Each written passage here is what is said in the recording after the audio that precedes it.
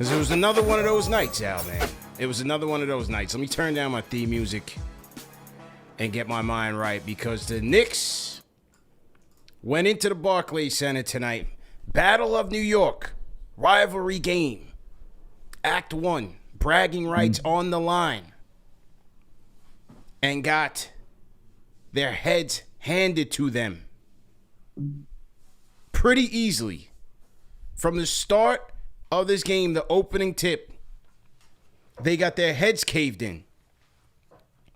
Lackluster effort, terrible defense, selfish basketball, and that's what you have. Your big three players, lackluster on both ends, and they got embarrassed. One thing is for sure, bro. It doesn't matter how much drama the Nets have right now. You got the Kyrie situation. They throw Steve Nash over the boat. They want Udoka. They bring in Jacque Vaughn. They got the scarecrow and Ben Simmons, who looks like a clone right now. One thing is for sure, the Knicks are still not in the Nets league right now. Still nowhere close.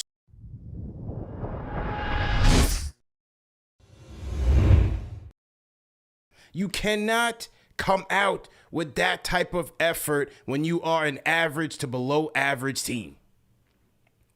You cannot come out that way. And I told you guys from that Minnesota game, when Julius is going 8 for 13, I told you he was going to be feeling himself and trying to win this whole thing by himself tonight. And it came out in the opening quarter. We got outscored 38-22. They're daring him to shoot. These guys didn't have confidence in their shot. Julius is hoisting up threes. Him and KD are drawing back and forth. He's turning the ball over at the same time. He's getting out of it. He's checked out of it mentally because he's trying to win this thing by himself. And it's not to blame him. But at the end of the day, it's not winning basketball. On the other side, you have a star player in Kevin Durant who's playing winning basketball, scoring, passing, defense, block shots. That's what we need, not hero ball. I thought Brunson had a horrible game. Curtis Sumner was cooking him on both ends. Let's be real. I give Brunson his credit every time when he plays well. He's been great for us. Tonight, first off on the defensive end, as I said, Sumner was cooking him.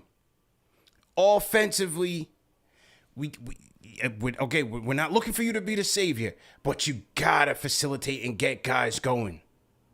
3 assists is just not enough.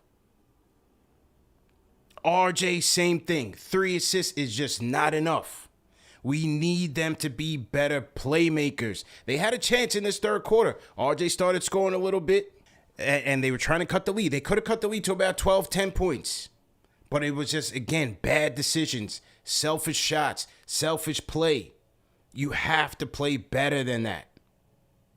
And the icing on the cake for me is your best 3-point shooter this year in Obi only had 2 attempts. That should show you how bad the ball movement was in this game.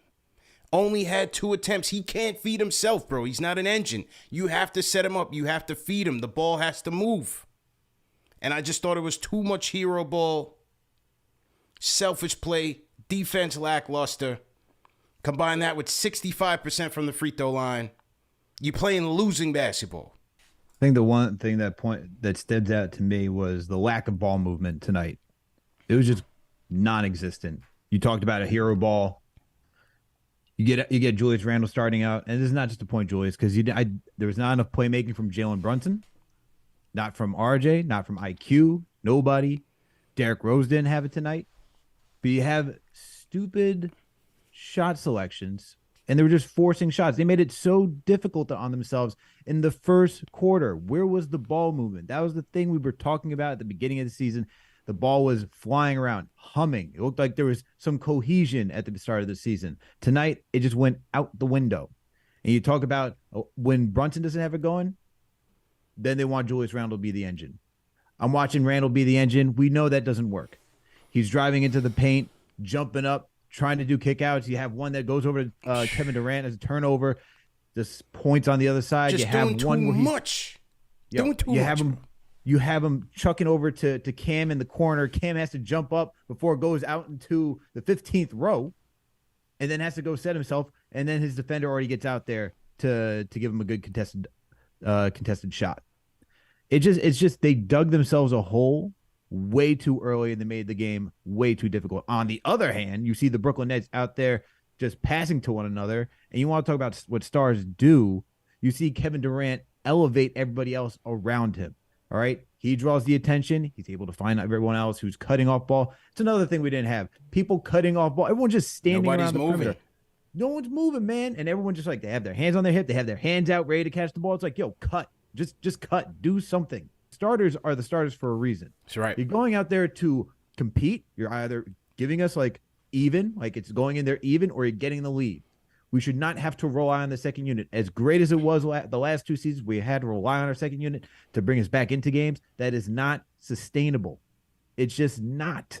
And I thought the rotations tonight, I'll give Tibbs a little credit for trying to figure things out, but otherwise there was things that he did in the third quarter where he called 2 timeouts and you're sticking with the same rotation. The lineup wasn't working.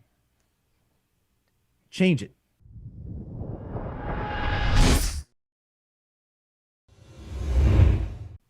I'm a young Knicks fan. Okay, let's get that first. Yep.